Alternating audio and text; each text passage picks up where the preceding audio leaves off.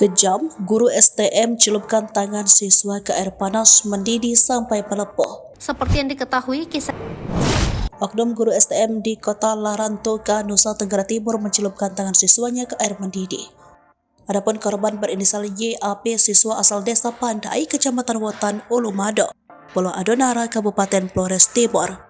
YAP mengalami luka serius akibat tangannya dicelupkan ke air mendidih oleh oknum guru di sekolah tempat YAP belajar di Kabupaten Flores Timur.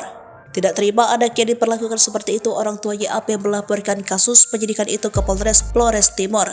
Eman Lagodani, keluarga korban, menuturkan peristiwa itu terjadi di asrama sekolah pada Rabu 2 Agustus 2023 sekitar pukul 8. Akibat perbuatan pelaku, korban mengalami luka bengkak di bagian tangan. Ia menangis menahan sakit, bahkan tidak bisa tidur sampai pagi hari. Eman berujar keluarga sudah melaporkan kasus itu ke Polres Flores Timur pada Kamis 3 Agustus 2023. Ia berharap polisi segera memproses kasus tersebut agar pelaku tidak mengulangi perbuatannya. Keluarga korban liannya, Immanuel, mengatakan korban sudah pulang dan mendapat perawatan di rumah orang tuanya di Desa Pandai, Kecamatan Wotan, Ulumudo, Pulau Adonara. Keluarga kecewa kemudian mendatangi kantor Polres Flores Timur untuk melaporkan kasus itu. Kasat Reskrim Polres Flores Timur Ibtu Lazarus M. Lah mengatakan telah menerima laporan dan sedang menangani kasus itu. Meski sudah menerima laporan resmi, jelasnya, namun pihaknya belum melakukan pemeriksaan terhadap terduga pelaku.